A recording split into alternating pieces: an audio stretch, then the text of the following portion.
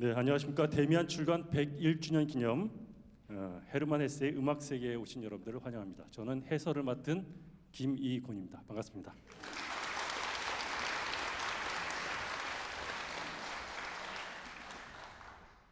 자, 오늘 이 콘서트는 매진입니다. 그래서 한 일주일 전서부터 매진이었고요. 물론 이제 뛰어앉기 때문에 이제 그런 이유도 있습니다. 이 콘서트는 작년에 군포 문화예술회관에서 데미안 출간 100주년 기념으로 한번 했었고요. 그때 반응이 너무 좋아서 이번에 이제 또 하게 됐습니다. 이번에 또 할 때도 반응이 굉장히 뜨거웠습니다. 이런 콘서트가 있냐라는 이런 질문들을 꽤 많이 받았고요.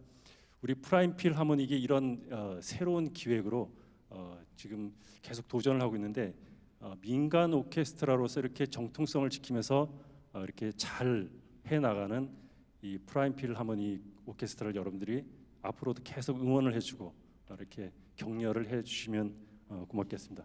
우리 프라임 필하모닉 오케스트라를 위해서 한번 박수 한번 쳐주시면 고맙겠습니다.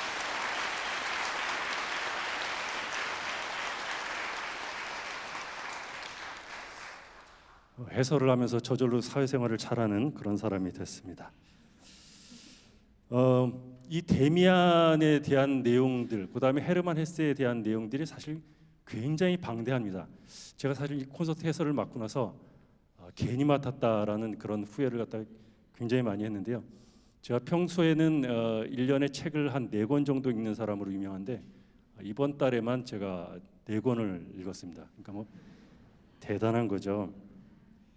자, 그러다 보니까 이걸 도대체 어떻게 설명을 해야 될지, 그런데 역시 오늘 이제 제목이 헤르만 헤세의 음악 세계이기 때문에 여기에 많은 무게를 두고 제가 좀 해설을 하도록 하겠습니다. 아무튼 제가 이제 책도 많이 읽고 그랬는데 여러분들이 데미안 정도는 지금 읽고 다 오셨죠? 아닙니까? 그렇군요. 그러면 그래서 이걸 사실 안 읽고 오면은 이 음악회를 들으나만 하거든요. 그래서 제가 제 페이스북이나 이런 데 지금 해시태그를 단어를 몇 개 붙였는데 이 단어들을 몇 개만 얘기하면 저절로 막 떠오를 거예요.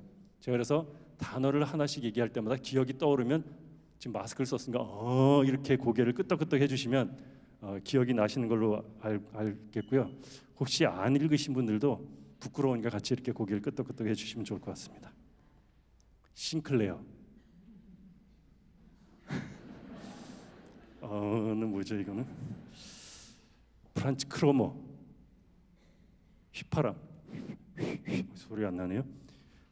막스 데미안, 밝음과 어둠, 카인과 아벨, 베아트리체, 그죠? 떠오르죠. 아프락사스, 그렇죠. 이제 세 분밖에 이제 고개를 안 끄덕거리네. 피스토리우스 기억나죠? 그다음에 크나우어, 에바 부인. 제 무식한 친구는 자꾸 이걸 에마 부인이라고 그래갖고 제가 뭐라 했는데, 그다음에 표식, 그죠? 이 표식. 그래서 제가 생각해봤을 때는 이 프라임 필하모닉 오케스트라도 표식이 있는 것 같고요. 그러니까 여러분들이 알아봤고 이 위대한 오케스트라가 저도 표식이 있으니까 알아봤고 여러분들도 표식이 있으니까 아마 여기를 오지 않았을까 이런 생각을 해봅니다. 안 읽으신 분들은 무슨 말인지 도대체 모르겠죠. 야곱, 시, 음악, 그림, 그리고 자기 자신에게로 이끄는 길, 이런 단어들 아마 이렇게 쭉 다시 한번 회상해 보시면 데미안이 쭉 아마 생각이 나실 것 같습니다. 참 저는 이제 이 한 달 동안 너무나 힘겨운 시간을 보냈는데 헤르만이라는 이 단어만 나와도 깜짝 놀랐습니다. 그래서 헤르만 하우스 이런 거 깜짝 놀라고, 헤르만 가죽공예 그럼 막 깜짝 놀라고 이랬는데, 그 다음에 데미안이라는 말만 나와도 막 깜짝 놀랐는데 어느 날 드라마에서 어떤 여자 주인공이 나오더니 자기야 그런데 미안해 이 말 듣고 깜짝 놀랐습니다. 한참 있다고 웃길 수도 있습니다.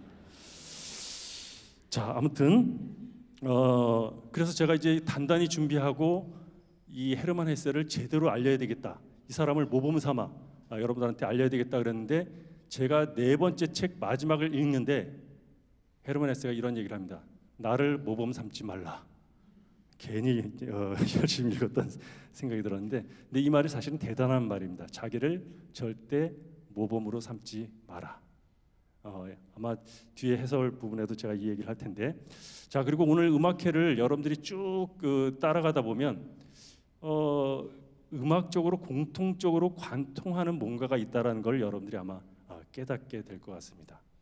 자, 지금 먼저 들으신 이 음악도 쇼팽의 그 유명한 녹턴인데, 이 헤르만 헤세가 도대체 음악을 좋아했냐 말았냐 이런 걸 몰랐다라는 분들이 저한테 많은 문의를 했습니다.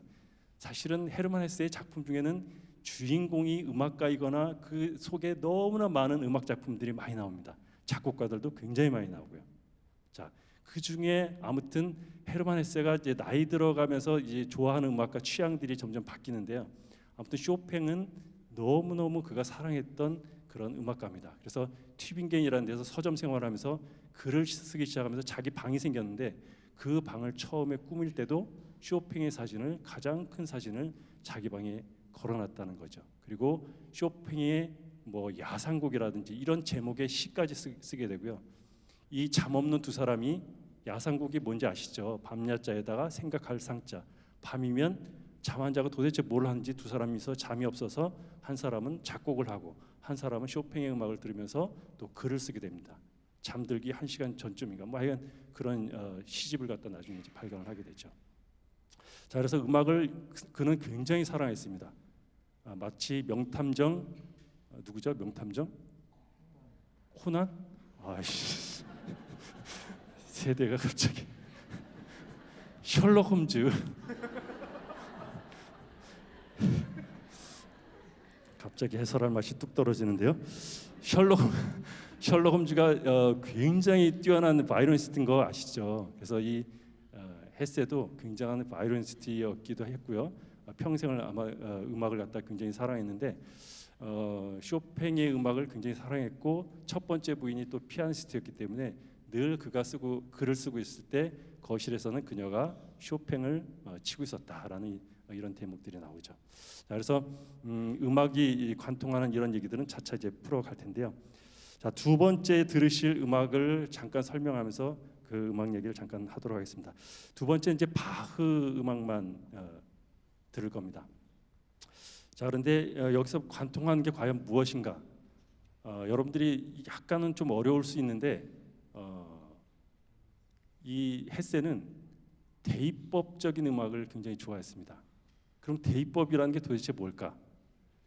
이 굉장히 어려운 말이죠. 옛날에 음악 시간에도 잘 몰랐는데 지금 뭐 얘기한다고 알겠습니까? 그죠? 저도 잘 모르겠는데, 자, 대입법이라는 것은 하나의 독립된 음이 있으면 거기에 대비되는 음이 있다라는 겁니다.